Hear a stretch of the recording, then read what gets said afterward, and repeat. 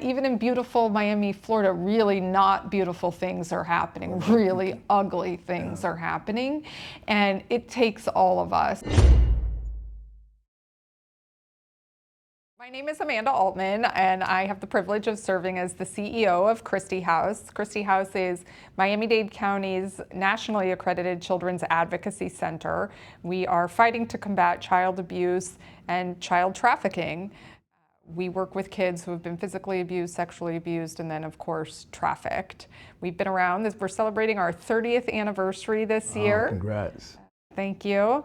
And we have now served over 30,000 children in Miami-Dade County through a really coordinated, multidisciplinary team, evidence-based approach. So I'm really proud of the work that we do. I myself am a lawyer, former trial lawyer, litigator, spent nearly 20 years practicing law before I became the CEO of Kristi House 6 years ago now. Oh, nice. Yeah, Congratulations. Thank you. Thank you. How about you? So I'm Victor Williams. I'm a retired special agent with Homeland Security, the vice chair of the Miami-Dade Human Trafficking Coalition, and the founder and CEO of Quest for Freedom, which is an anti-human trafficking organization that we seek majorly is to help victims in their transitional services. For instance, when I was an agent, sometimes I come across a victim and we had no services to take them. And so, that feeling of despair and hopelessness, what do you do when this person trusts to come to you? So, and I find that still to be an issue. So one of the things that Quest for Freedom is really shooting for is to raise enough funds to register with the national hotline. And we say, so no victim will ever be left in the cold.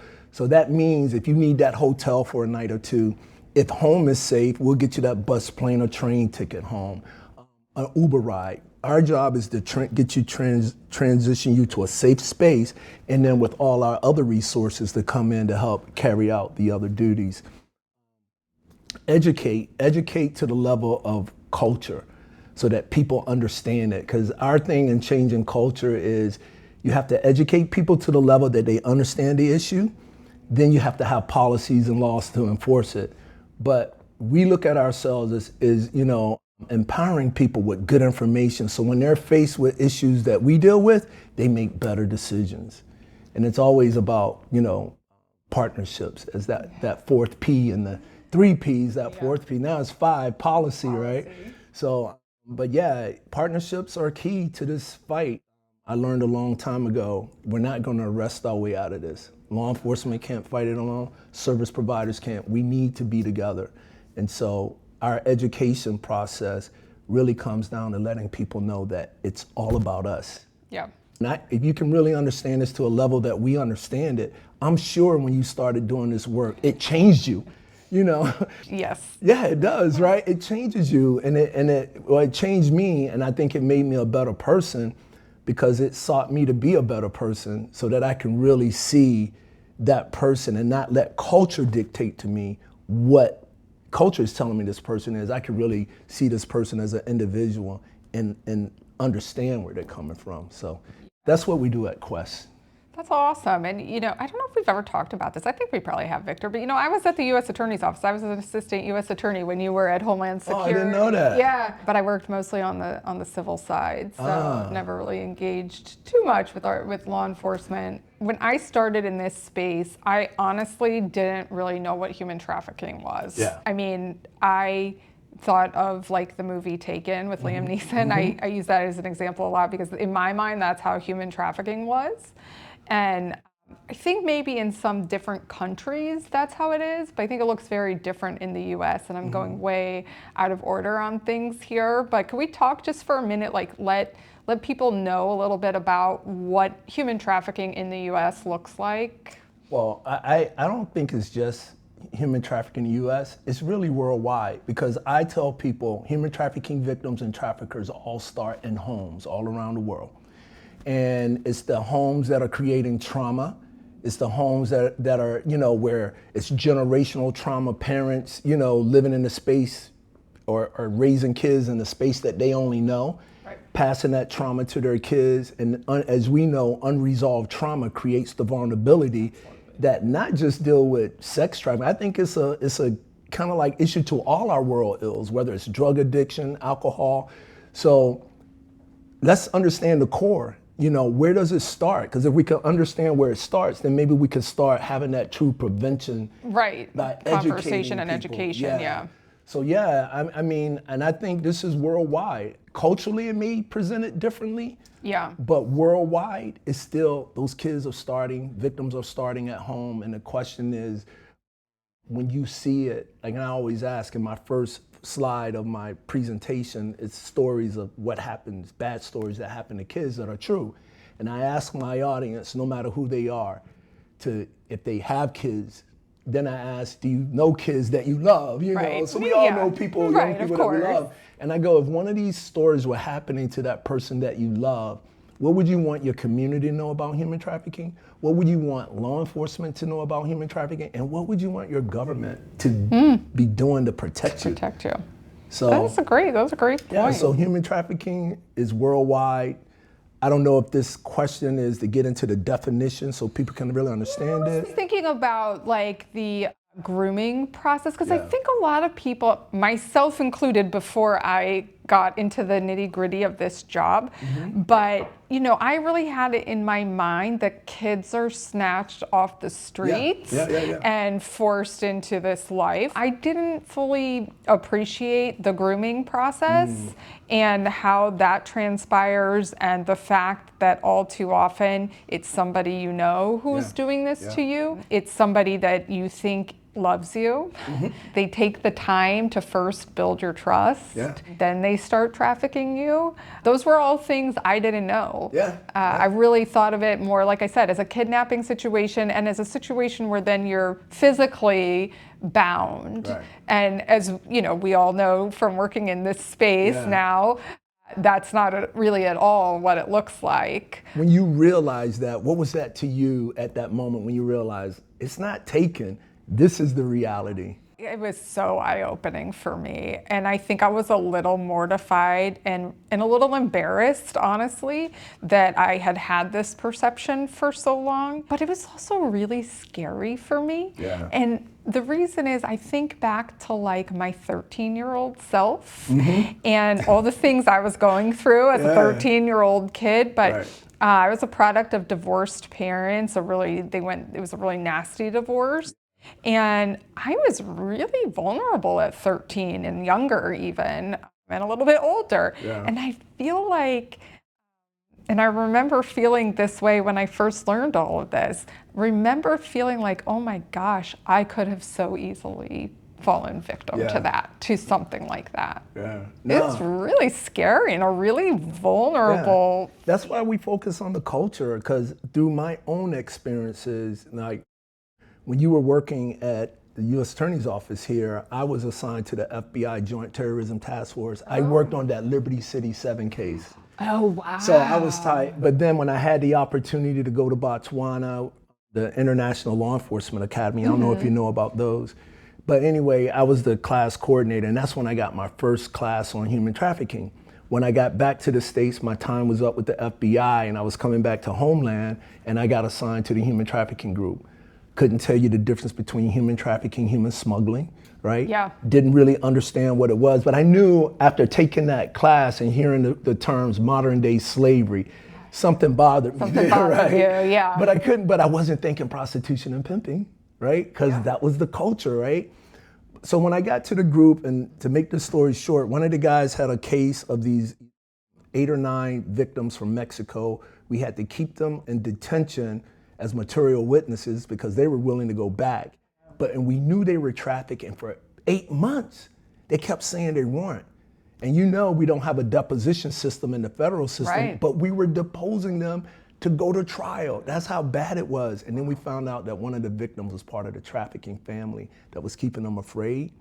So now these guys are gonna plea. They were gonna go to trial at first, but now they're pleading. And then all of a sudden, the one woman, to give her impact statement, talked about how they took her from the age of 14 and they had trafficked her for 12 years. I don't know if you've ever been down to Homestead and watched the fields.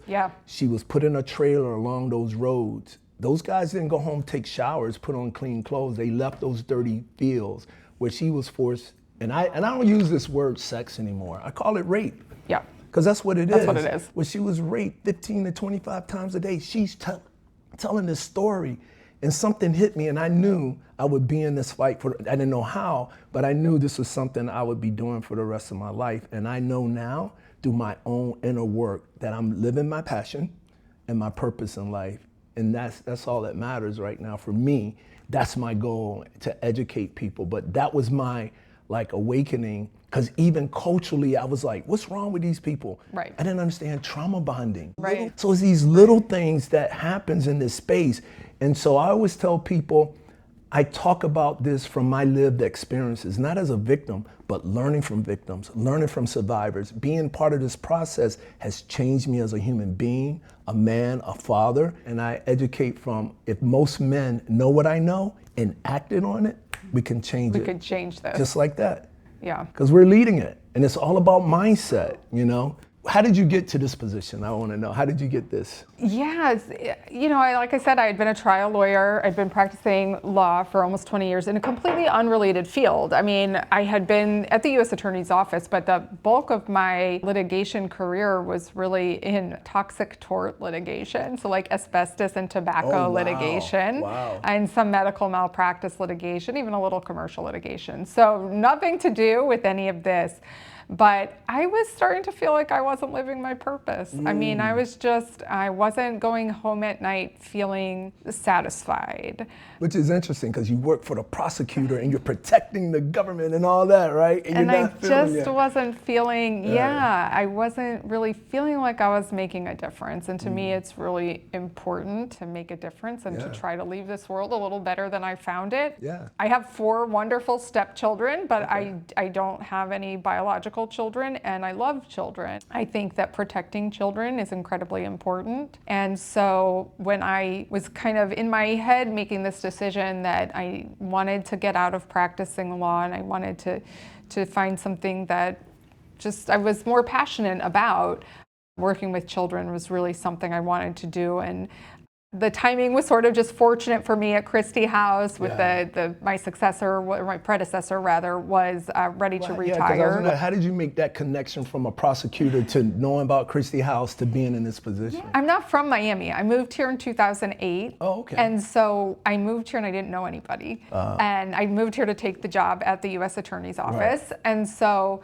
I kind of made a deal with myself that if I was going to take this leap and move here by myself, I had to make an effort to get to know the city and to try to like it. If I didn't, that was okay. I'm from St. Louis. My family's a lot of my family's still there, and I thought St. Louis isn't going anywhere. I can always go back to St. Louis. Right. But I really wanted to give Miami a fair shake. Protecting women and children is improving communities, and with a heavy emphasis on women and children's issues was really what they were focused on at the time. And so I got to learn about Kristi House, which members of the Junior League had actually founded 30 years ago. And so I got to do a little volunteer work. So I knew about Kristi House. I was really familiar with it. My predecessor actually was also a Junior League past president. And so I had worked my way up to becoming president of the Junior League at one point. So we had sort of a connection there. I ended up in this space, and I'll be perfectly honest again that I don't fully think I appreciated everything I was getting myself into, or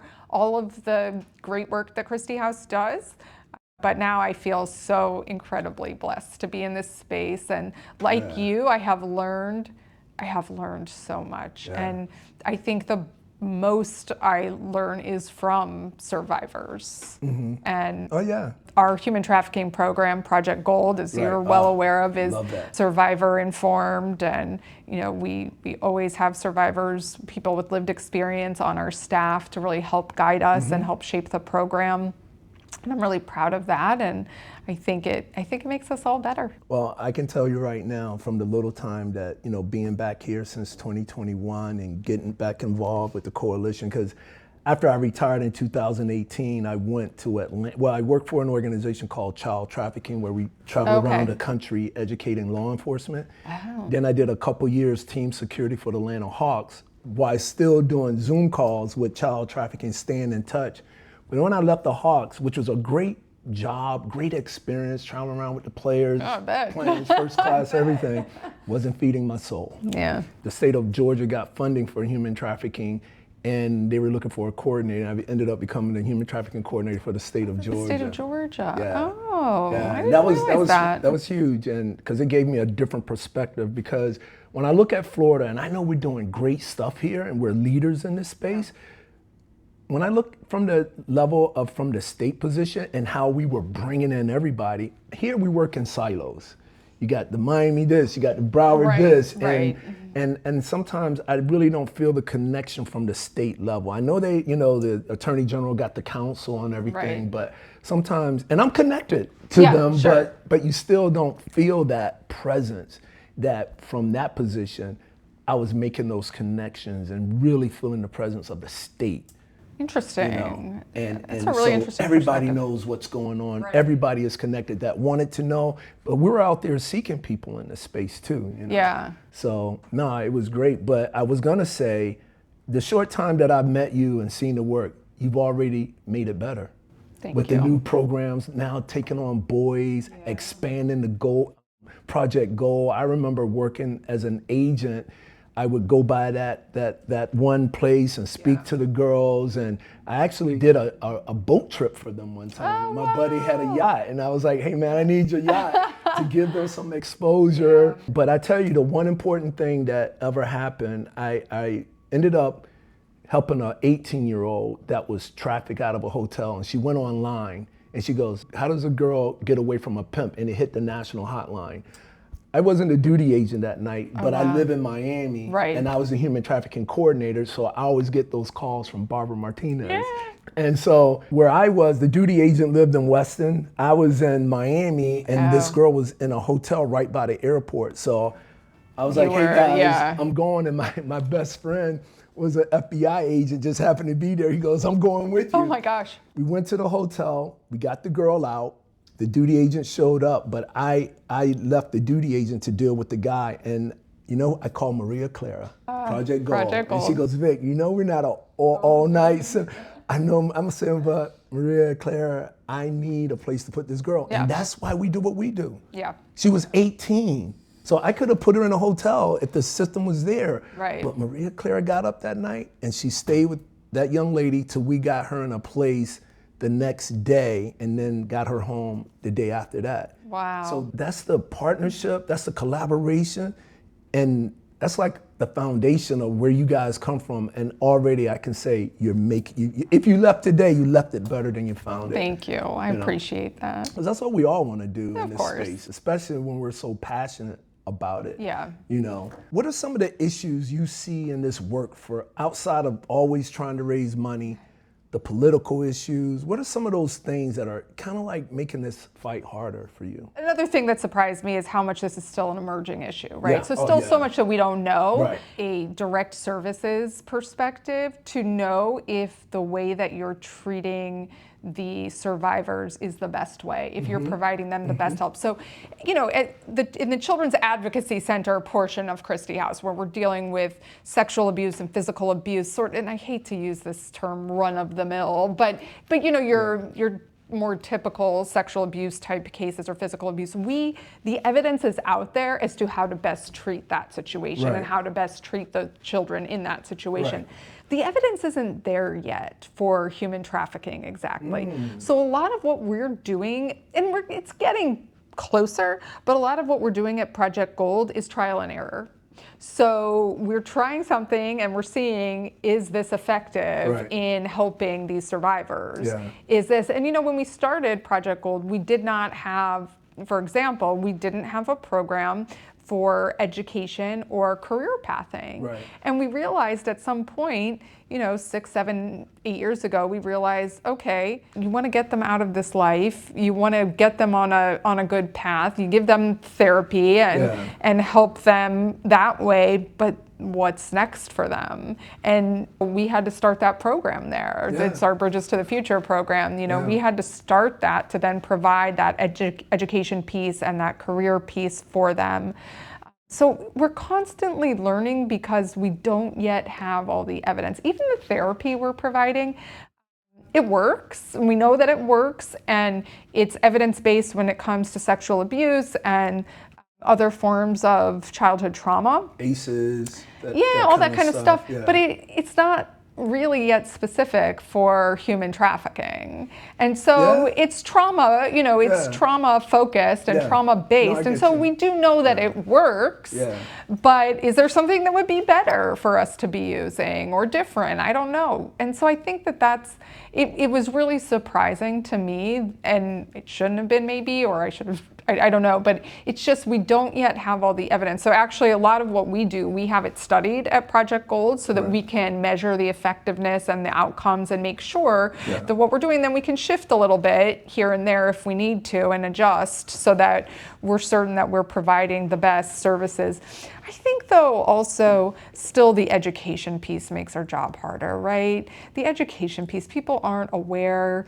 They still think this is something that's going on across the pond, they don't realize it's happening in their own backyard. So I think that really hinders us and hinders our ability to combat the problem because Get the support you need because they understand what you're doing, but they really don't. you were talking about your time educating law enforcement, and I'd really love to delve into that a little bit at some point because I still also sort of feel like that's a barrier. And I don't know if it's because people move around and there's turnover in law enforcement like there is anywhere, or if we're just still not doing a good enough job educating law enforcement. But I was actually reading something recently because I was making a comment about serving men and boys, and I was reading something on one of the the OVC website or one of the websites just about how law enforcement, when it comes to men and boys, the authorities still you don't think of males as victims. And I still think even with girls and women, it's still prostitution. That's still the first, like, they're prostitutes. But that's not it. Like, are we digging deeper and are we really figuring out if they're being trafficked, if they're, sex workers by choice or are they by force? And so which you don't need any of those elements when you're dealing with children. Well, that's different. Children are completely different. Even with a 17-year-old girl, I feel like sometimes law enforcement still has this mentality that it's, oh, you're choosing this life, and it's really, that to me, that's really frustrating. Remind me to send you an article that was just done by the Herald, and it's sad what happened, but that's one of the things that we advocate for, right? I'm advocating for human trafficking to be put on police reports. I know two things happens when that happens. We get better numbers, right? Because right now numbers are really coming from individual organizations or Polaris, right? Yeah. You get better city numbers, and you force all law enforcement to know the basics. That's a great point. Because listen. Wait till you see this article. Okay. It's gonna blow you away. By the way, just so we're clear, I'm not knocking law enforcement. I love our law enforcement partners. I'm knocking them. I'm part of it because, and I'll be honest with you, I retired early because when you get into this fight, you're learning, you're feeling it, you're adjusting. You are. Yeah. It's changing you. How do I come back and get that to my bosses? So when we were doing these trainings for law enforcement around the country, we demanded management to be in the room, sergeants, lieutenants, because that when you get it from the top, it's easy to go down. But when you're out here understanding this, and I'm going to you as my boss and explaining to you what I'm experiencing and what we need to do, and you looking at me like they don't get it, you're not trusting, that's extra trauma. That's extra stress. What's important in this space, and I was like, self-care. You better make sure you're taking care of yourself because this work can give you some issues. Yes, it can. Let alone whatever issues you had prior, if you haven't been dealing, but this is an additional trauma that we take on, and when you get there, you're not really serving the victims as best as you can. Right. You're really not giving anybody the best that you can because you're not even giving yourself the best. So it's so important. But I'm glad you brought the law enforcement thing up because, I'm not even going to say the name because I respect them and I know they have a great human trafficking team. The problem is they didn't get the call. Yeah, they didn't get the call because somewhere down the line, and I know they've trained these people before, but somewhere down the line, like you were mentioning, maybe it's turnover. These new guys, maybe they didn't get that training. Right. Maybe they didn't know because it's obviously these people did not know what they were doing. And it's gonna be upsetting. then it feels like, when we talk about it, then it constantly feels like we're starting at square one again. We're It could be, 25 years. oh, We're 25 years at this, but that just goes to show you how hard it is to change culture. it And is. that's why when we educate about it, I want to get to the root. I want you to feel what I felt and what I'm feeling to really understand it. To me, the answer is love. Love is everything. We fix this through love, but we fix this through loving ourselves. I can't give you what I don't have. Yeah. I can't receive it. I can't even see, I know you're a good person, but if you came in today for whatever reason, I don't know what happened, and you just gave me a negative word or something, and if I love myself and know who you are, stranger or not, I can look at it and say, man, I hope that lady's feeling better. Yeah. We're not there. We're reacting to life. Yeah. I know you know Rachel Turgerman. Oh, sure. So her and I and Dr. Carmen Rodriguez and Katina Hernandez is a retired agent. Yeah, sure. I remember Katina. We do that course Of the emotional intelligence. and behavior management. When I started that course, it was just understanding things, but what evolved for me in that course is that, I can truly have 100% control of my emotions, but we live in a culture that we give it away because it's easier for me to become the person I need to be than blame you for how I'm feeling. you Yeah. know? And so it came to me like we do a lot of reacting instead of Right, responding. instead of responding. Now, how I'm putting this mostly to test is driving into Miami traffic. That's how I know I'm making headway. I know I'm making progress because I'm like, before I'm like, now I'm my like, gosh, that's so okay, funny. okay. Do some some breathing, just to understand. But it's really about us. Yeah. It's about all of us. But we spend so much time, and the other thing that came to me, I said, we spend too much time living from the outside in instead of from the inside out. So I'm living from the outside in. All these things, I'm basing my life and decisions on that. Yeah. Not like truly who I am. Who you are. Knowing who I am, knowing what I want. So this has been an evolution, if you will, for me, but I couldn't do this work or get to this space until I started doing my own work. Yeah. And that's why I talk about these things in trainings, because that is the key. I'm talking to you about human trafficking, giving you something else to be concerned about. I'm gonna give you some tools how to work through it. Yeah. Start taking care of yourself. Yeah. Redefine parents. Teach create a relationship with your children that they can trust to come talk to you about anything. Parents, deal with your traumas so you're not giving them to the kids. Passing along to your kids. And yes. parents, what are you teaching your kids about love? Yeah. Because a true measurement of self-love are the boundaries you set for yourself to truly teach people who you are and how they should treat you. But we spend too much time wanting you to like me that I don't it's even true. know who I am. It's true. So I let you treat me bad because I want you to like me. Come on, we got to teach our kids true love for self. Now I'm not worried about the cool group. I'm not worried about, people talking about me because I love me. It's easier said than done, but we got to start somewhere. Having the conversations. I took this to my doctor. I said, Doc, what are you teaching your kids about love? He goes, no, they kind of see how the mom and dad, how we treat each other, and they learn from that. Okay, but what is that? We need to be more specific because we're all about emotions. Kids about emotion and calling that love because I have this deep connection. I hear traffickers say to a trafficking victim, I love you. I love you. I hear the victim say to the trafficker, I love you. That's all emotion, but we know that ain't love. Right. So we need to have those tough questions and let's redefine what that means. Those are great points. And you said something living outside instead of inside. Right. And it really made me think about, our culture here in the US of pursuing wealth and consumption. And those are Miami. Miami is the worst offender, right? And so, those are all things that I think drive this trafficking problem that we have, right? Of course. I mean, it's a huge problem, and it's definitely one of the things that elevates Miami to being. Bring the traffic here, right? Yes. Yeah. It's all consuming at times for people, you have to be the wealthiest, you have to have the biggest toys, you have to have the most women. You got to have the table with the You got to bottle. have the table with the bottle. And it leads to other problems. I don't know if I should be bringing up this case, but the Alexander brothers, I mean, it's a really hot case around here right now. Diddy case. The Diddy case, I mean. Doesn't get any crazier than that. It doesn't. I mean, those two cases for me, that's, you know, you're talking people who seem to have it all, right? But what's more exciting, the people that were supporting it through culture, right? Yeah. The men and the women participating in that because it's cool. It's the cool. And so I talk about this because I throw myself under the bus. I was raised as a male in America. I participate in a lot of things I'm not happy about at this point.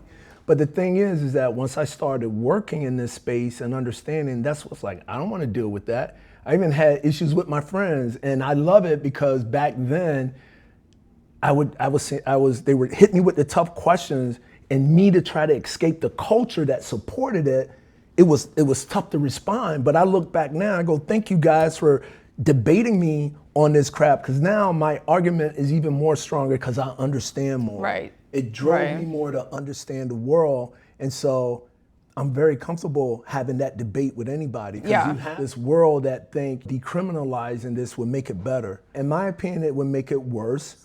But if we're gonna do that, I know back in the day we call it the Nordic rule, but it's called the equitable rule now in the US, and I think one state is actually practicing it, where you legalize the selling of sex, but keep the decriminalization of it for buying.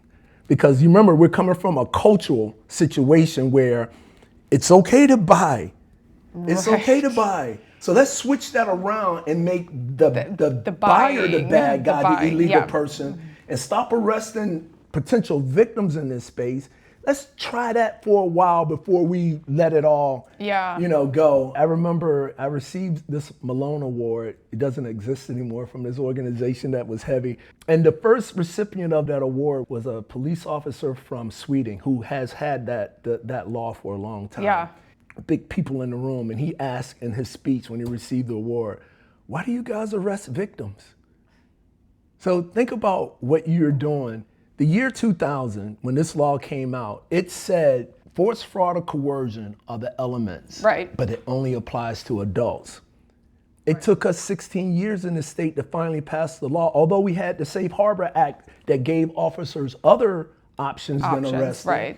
But we arrested children for... But the Safe Harbor Act wasn't until 2016. Yeah. The Safe Harbor was 2012, 2013. Kristi House wrote that, the Safe Harbor law. Yeah, that's true. I remember that, and that was good. That was the progress. Because I'm sure they were arguing why you're arresting them anyway. Right. You know. It took the state of Georgia 19 years. And I don't know, there's probably a state out there that's still doing it. I'm sure. But that goes to the point of understanding culture and law. Like, this is the law. Why are you treating these kids like that? Why are you arresting kids under the age of 18 for prostitution? Kids can't choose. They cannot choose. They're not capable of making those choices. We're 25 years in this. I know. Do you remember back in 2019 when we were getting ready for the 2020 Super Bowl that was going to be in Miami? I was in Atlanta at that time. You were in Atlanta. I remember that, because I know if I was here, I would have been involved. Oh yeah, because we had a big task force, led by the state attorney and the Women's Fund, which we're lucky here. We have a state attorney, Kathy Rundle, who's very anti-human trafficking, a huge force in this space. Yeah, I love her. And she really was leading that charge around an awareness campaign for the Super Bowl. And during that time, we talked about, actually posting the pictures of the men who were arrested. Why not? Yeah. Why not? And I don't remember I don't think we ended up doing it, and I don't remember why. But that's the kind of mentality I feel like we need to have. Because you're absolutely right. I mean, that's the piece that we have to stop. It's the demand. If the demand isn't there, then this problem goes away. I mean, that's simplifying it, of course. I love that the NFL partnered just in that. That's progress. But how about having a commercial? Yeah, I agree. I heard this story about a father who took his 15-year-old daughter to a Dallas Mavericks game. And she went to the bathroom, and the next time he saw her was 10 days later when she was found in a hotel in Oklahoma being sold for sex. And I did research. I found an ESPN writer who wrote the story, contacted him, who put me in contact with the family lawyer, who put me in contact with the guy that found her, who found her on searching sites, had a picture of her, and was kind of like stoplight. Yeah, I don't know if you know about that, or traffic jam, those type of programs, and found her. That's how they found her. That same year, the NBA was having their NBA security conference here, and I think they did it because after I found it, I started making calls to people like, hey, did y'all know? Some of them didn't even know. And so I did a presentation on the human trafficking for the conference, and everybody loved it. Because how we communicate, you get the like, man, never thought about it this way, never felt this way, you know, and one of my goals were, and I think we should partner up, we should go down to the heat, because not one team has done this yet, but if we get one team to do it, I think the NBA will catch on. And all I'm trying to get them to do is have one of their NBA programs, CARES programs, make it human trafficking. Make it human trafficking. And just do awareness. Yeah. We're not asking you to get involved. We're not asking you to say, we just want you to make the millions of people around you just have some really good awareness and leave it at that, especially for January. So let's do it. Let's do it. Let's make it happen. It's just any sport. But yeah, we have another great opportunity with the World Cup coming in 2026. And so it's people like Miss Rundle I know would be fighting those fights. You could probably get, Vic Williams. I don't know if I could get to that door, but I'm Amanda, from Kristi House. Oh yeah, open the door. I'll be there to support you. But yeah, I think it's something that we may talk because it's coming. Yeah. How can we make the most? And we should have learned from doing stuff from the NFL, Formula One.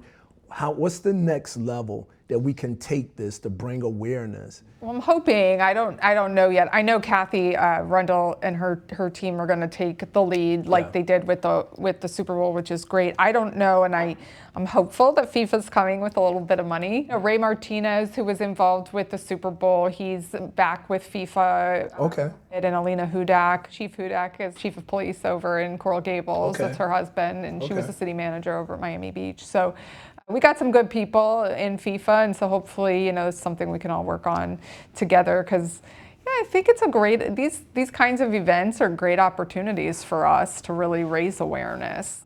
I just love to have 2 minutes just so they can feel the passion about this. Because, wherever I go, whether you there because of work, it's personal. Yeah. Because we all know kids. Yes. If we don't have them ourselves, our community is our community. We all want to feel safe. I think sometimes, law enforcement only want to hear from law enforcement. I think it's ignorant. Yeah, it's true. But it's true. Ignorant. Yeah. Males only want to hear from males. It's true. It's ignorant, but it's true. And there are males in this fight, but a lot of times I'm the only one in the room. Yes, you are. And it's okay with me because I'm going to do what I'm going to do, but sometimes you just got to have I hate it, and I'm not trying to put myself in that spot because I know you can deliver that message just as passionate, but it's the receiver that is sometimes the issue. And frankly, it's ignorant of me if I don't think that way too, honestly, because you're right that, it's ignorant of a male to have a male present it to him to hear him, but it's also ignorant of me if I don't recognize that that's what it takes and cede to you to do that. You know what I mean? Yeah, I get you. And that's the whole, to me, I think we do that well in Miami. You're right that it isn't necessarily a state thing like it probably should be, but we do it well in Miami, the collaboration, the partnerships, the working, really working together to try to combat this issue. I wanted to ask you, and are there pieces of legislation that, you think that we need to have? Before I go there, I would say that maybe you can go to your funders, because advocacy is huge, and I know you guys have been big in that area. Yes. So create yourself a little legal section. That's all they focus on. I really should. Go in the community. Because I'm going to tell you, there are people when I remember this fight way back, the signage law came from just having conversations and people saying this is a problem. And whether it was one person or two or a group, using their contacts and getting things done. We've been leaders. There are leaders in this community. You're a leader, the organization. And I think two things. I think we need to have a team, whether a group needs to have that legal team. Like, what are we advocating for? What do you see that you need for that question that you're asking? And we need to have that in our meetings and so that we all support it together. Let's get code enforcement out there enforcing the signage law, Yeah. making sure people are getting trained. Let's do that. It's a good point because we do have these laws. I mean, a lot of people are required to do a certain amount of hours of human trafficking education, but are they doing it, and how are we tracking it and enforcing it? Exactly. You know, what's the enforcement of that? Code enforcement. Yeah. They're supposed to go into massage parlors and be see checking. everybody's operating in the right, nobody's living there, and you got And the signs are up, there, right? and yeah. I know one of the things I did with my organization, we printed out the sign, and the new sign only requires that you have the new state of Florida's hotline number. Well, we got a resource section in ours, and we got the national Miss Rundle's hotline yeah, and Kathy's, yeah. Homeland Security's hotline. Oh, just to that's give all good, the, yeah. So you got the law and an additional, and you got Quest for Freedom. You know, Yeah, of course. you know, just you know. Well, I'm giving it to you for free. You know, we're not charging. So you know, if somebody see it and want to donate, fine. You know. I'm struggling. I'm trying to get to where you are with the big budgets, and I need board members, man. That's like passionate. I got, you know, anyway, I don't want to go this. There's a whole other direction. But yeah, I think those things, laws. I mean, we can all. Education is a key. One of my biggest things right now is why, like same process. We fought to get nurses. Doctors fought it. Now both nurses and doctors have to be trained in human trafficking. Why isn't teachers on that list? Teachers, yeah. I know we got law that said we should be teaching, but then depending on the principal, they don't allow it because they don't want to bring that attention to the students. Like, really? So just like America, we're reactors. We got to wait till something happens and then talk about it. So, but why isn't teachers part of that? Like all government officials, teachers, anybody should be mandatory for this training. You know, the parental rights and education law that was passed a few years ago in Florida, and I'm not criticizing the law, but I think an unintended consequence of the law has been, at least for Kristi House, it's been harder for us to get into the schools, particularly the public schools, to provide even education to the kids. But why is that when the law said they're supposed to be doing that? Why we aren't like fighting, and I know we got, Ms. Rundle has great relationships with the school board. Yeah. And I know they got certain programs going on, but it's not connecting yet. And that's been the frustrating thing. So if anything, I would like to see a law, but again, not just teachers, anybody that's in government services, post office workers, anybody should have this training, and it should be mandatory. I think Miami-Dade County government, the county, I believe, requires all of their employees, but it shouldn't be at the county. It shouldn't have to be at the county level. It should be at the state level that, you know, any government employee in the state of Florida has to do that. And I agree with the teachers, and they're kind of our first line of defense. You know, the teachers, the school counselors. You know, there's a counselor at least have to know. Yeah, it's really, that's our first line of defense there. So they all should have to have it. Throwing that question back at you, what do you see? This is the biggest issue I'm really having, is that we're having trouble getting into schools, and so I'd like to see more legislation. Either needs to clarify something that's just clarifying the parental rights and education law so that, you know, it's not having this unintended consequence, but I'd also like to see it being required.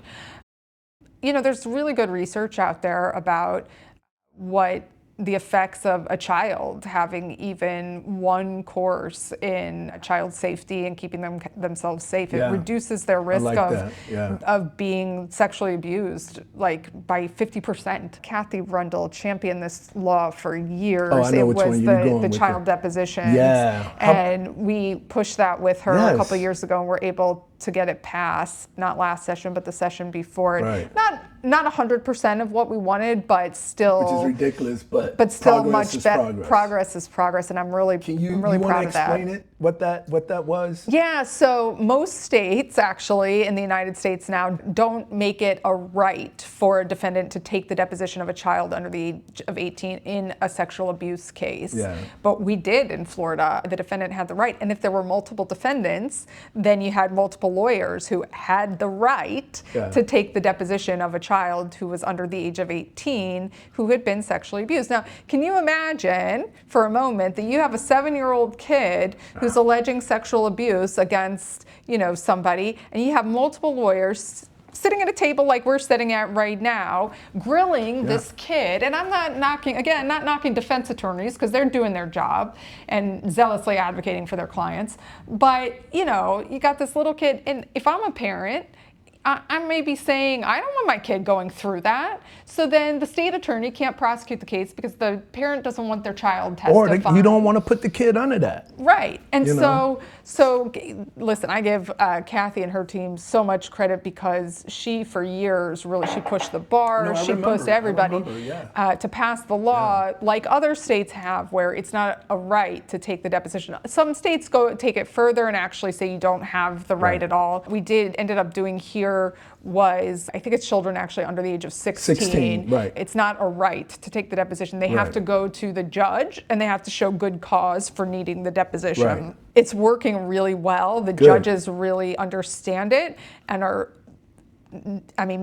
significantly limiting the depositions in these cases, and in most of the time just not letting them go forward, which is how it should be. That's how Grace Court really got started. We're training judges.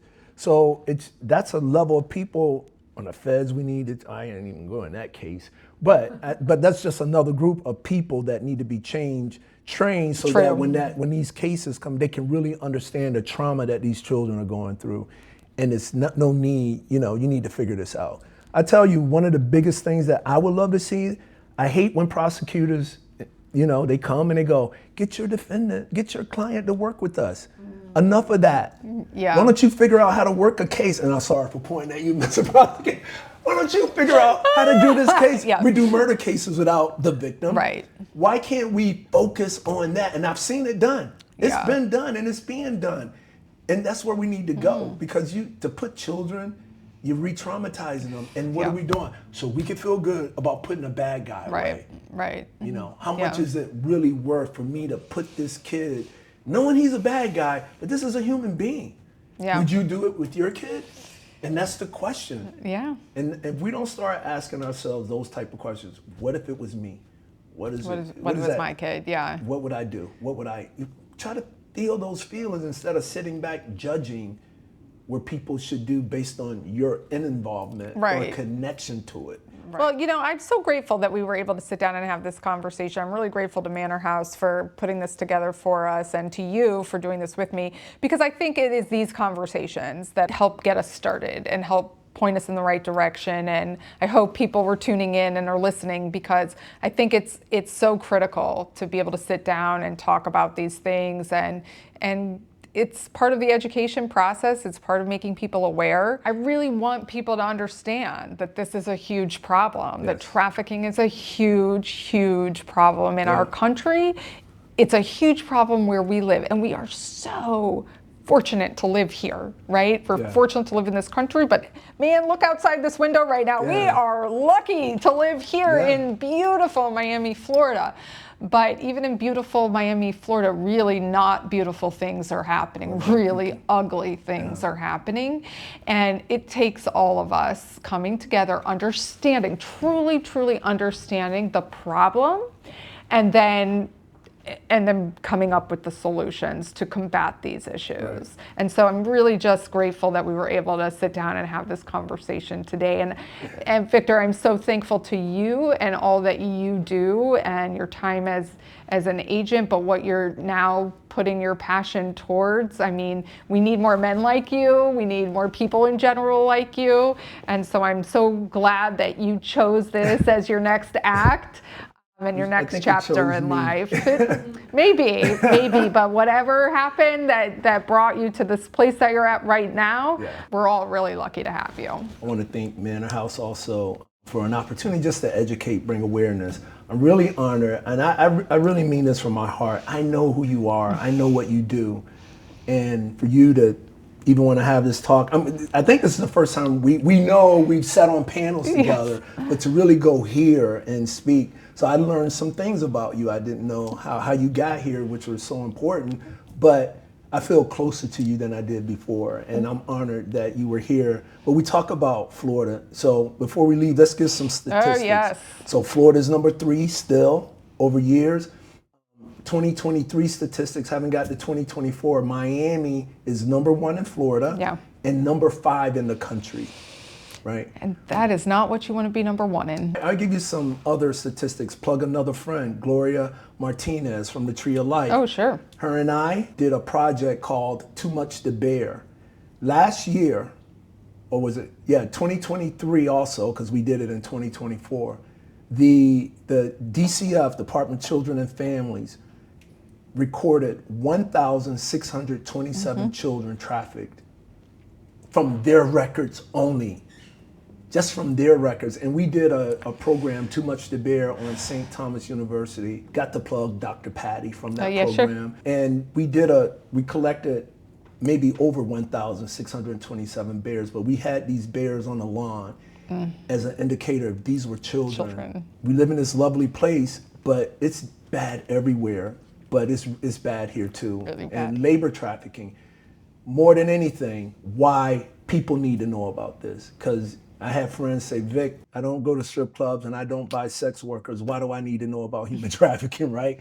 And I'm like, well, you've got let's talk clothes about on, it. you got a phone, you know where your food comes from, you know, and that's that indirect issue that involves us all, and it's so key. So thank you, thank Manor House. I would say go see the movie, you know, if you get a chance, City of Dreams, because it will drive that point from a level of a different perspective of people coming here, because we need to know the majority of people that are undocumented have the issues of labor trafficking. Yeah. But when it comes to sex trafficking, they're Americans. You know? It's true. And that word trafficking always still seems to throw people off. I don't need to have a border crossing. I could be born in Miami, trafficked in Miami. That's right. Most of our members of Project Gold, by the way, that is the case. They were born and raised in Miami and trafficked in Miami.